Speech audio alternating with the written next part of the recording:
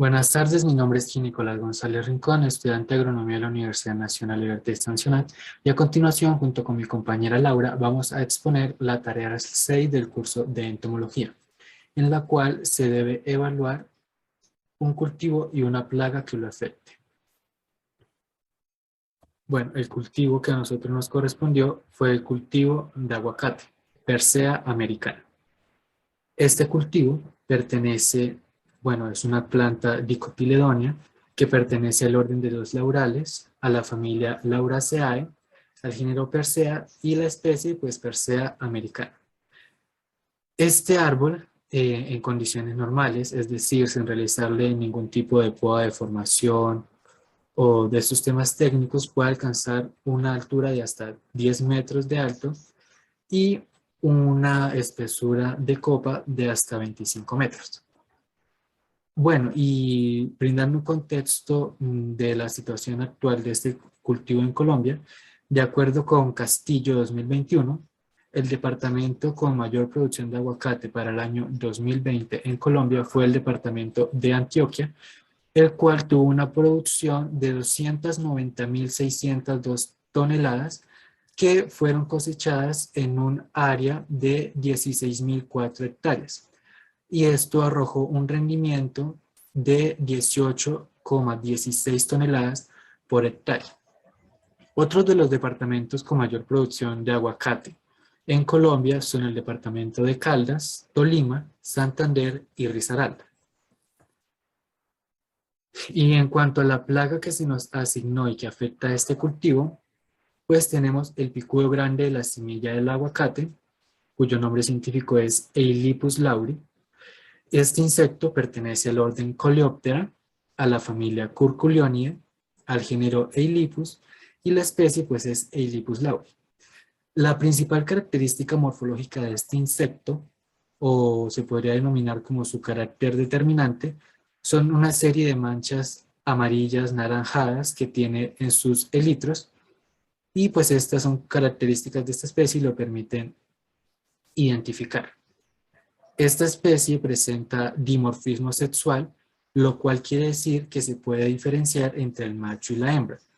¿Y cómo se hace esto? Pues bueno, en la hembra, el pico alcanza una longitud de 7 milímetros y es delgado y curvo, mientras que en el macho es más corto, tiene una longitud de 5 milímetros y es recto y grueso.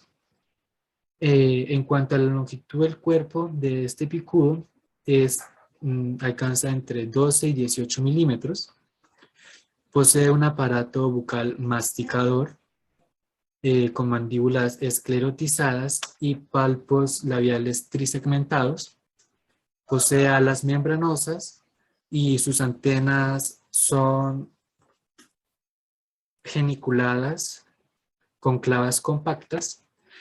Y bueno, sus hábitos alimenticios y la razón por la cual se le considera una plaga en el cultivo de aguacate es porque es espermófago y se alimenta de la semilla del aguacate, provocando que éste se pudra, se dañe y ya no sirva. Ahora bien, el ciclo biológico de esta plaga es un insecto holometábolo, lo cual quiere decir que pasa por las cuatro etapas de metamorfosis: huevo, larva, pupa y adulto. Y en esta especie el ciclo biológico inicia cuando la hembra perfora el fruto del aguacate, como se puede ver en la imagen a la izquierda. La hembra perfora con su pico el fruto y deposita allí un huevo. Máximo es 1 o 2 huevos por fruto. Una vez que el huevo es depositado en el fruto, inicia el proceso de incubación, el cual dura 12 días, de acuerdo con Caravalli. Pasados los 12 días, el huevo eclosiona y inicia la etapa larval, en la cual dura 48 días, y como se mencionó anteriormente, es en la etapa en la cual el insecto ocasiona el daño al cultivo. Pasados los 48 días se da inicio a la etapa de pupa, en la cual el insecto dura 14,7 días, de acuerdo con Caravalli, en este estado de pupa. Como dato curioso, en el estado de pupa ya se puede diferenciar entre el macho y la hembra. Pasados esos días en estado de pupa, el insecto sale del fruto ya como adulto y da inicio nuevamente al ciclo biológico. Hola, mi nombre es Laura Valentina Solano Suárez y voy a continuar con los sistemas de monitoreo de la plaga. Para este realizamos un esquema de monitoreo donde podemos observar el control preventivo, el cultural, el biológico y el químico. El monitoreo se va a hacer mediante la sacudida de ramas y las trampas pegajosas en la base de los troncos. Luego se realizará un conteo de individuos y se escogerán 10 frutos para verificar qué tanto daño tienen.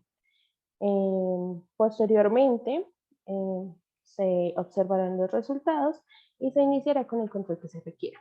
Para el control preventivo, se tendrá en cuenta la altitud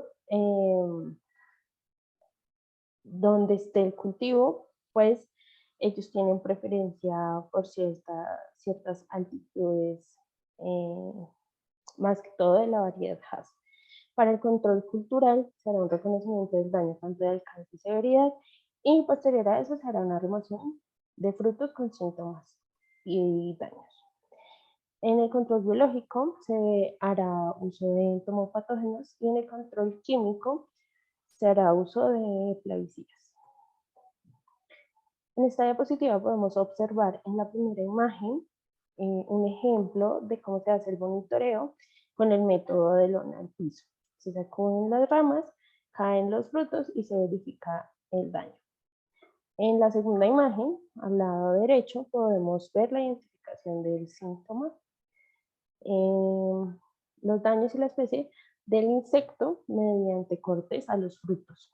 Y en la última imagen, en la parte inferior, podemos ver el proceso de enterramiento de los frutos para el control de plagas. La identificación de los diferentes agentes de control biológico. Para esto tenemos depredadores, parasitoides y microorganismos. En esta diapositiva observamos las crisopas verdes para los depredadores y los trichogramas para los parasitoides. Las crisopas verdes son insectos de la familia Crisopae del orden Neuroptera y los trichogramas constituyen un grupo de eminópteros parasitoides. En esta podemos observar los microorganismos que son capaces de causar una enfermedad del insecto plaga, provocándole su muerte desde un corto periodo de incubación. Están las bacterias, los hongos, los virus, los protozoarios y los nematodos. Uso de plaguicidas naturales y sintéticos para el control de la plaga. En la parte superior podemos observar 3 que corresponden al Engeo, Actara 25WG, Malation 57% S. Estos son químicos y cada uno tiene su dosis al lado. En la parte inferior izquierda podemos observar el Intrepid, también hace parte de un plaguicida sintético y a su lado también está la dosis requerida para el cultivo y la plaga. Las últimas 2 imágenes corresponden a plaguicidas biológicos, que son la Barberiana bassiana y la Metarhizium, que también tienen sus dosis al lado. En cuanto a los cuidados y recomendaciones para el operario, se tiene que aquella persona que manipula agroquímicos debe hacer un uso adecuado de los elementos de protección personal. Estos los describimos a continuación. Primero se tiene la ropa de protección, que incluye camisa y pantalón de manga larga de un material impermeable, botas altas de caucho para evitar que los pies entren en contacto con el agroquímico que se esté aplicando, un delantal, mascarilla para evitar que los vapores ingresen a nuestro sistema respiratorio Gafas para evitar que entre en contacto con los ojos, un sombrero, una capucha para proteger la cabeza y los guantes para proteger las manos. Las recomendaciones que se le realizan al operario son las siguientes. Primero, el uso adecuado de los elementos de protección personal. Segundo, darle un manejo adecuado a los residuos que quedan luego de realizar la aplicación. Esto para evitar daños y afectaciones al ecosistema de fuentes de agua o que estos entren en contacto con animales o niños.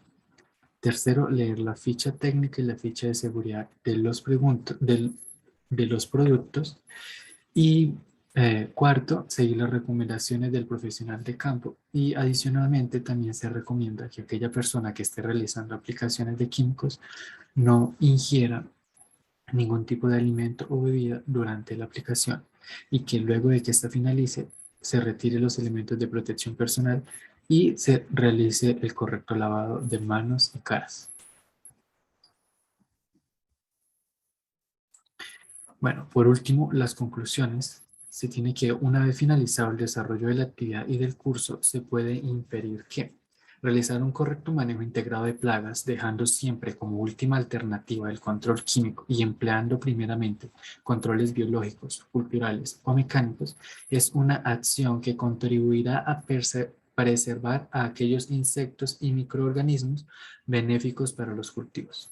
También se puede inferir que reconocer los entomopatógenos e identificarlos permitirá que sea más confiable, efectivo y probablemente más económico el sistema de manejo, pues se puede determinar qué clase de control se requiere.